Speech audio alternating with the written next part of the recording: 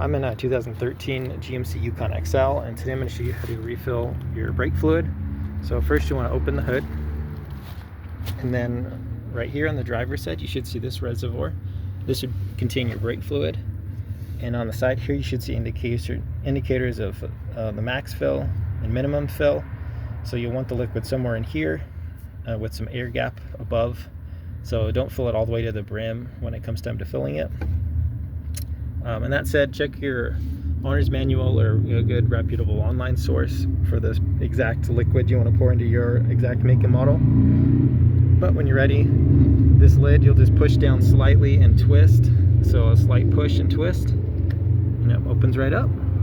And then whether you use like a funnel or just pour straight from your jug of liquid, you'll just fill right into here until you get to the level that you need. And when you're all done, just put this back on. A little twist, make sure it's tight and secure.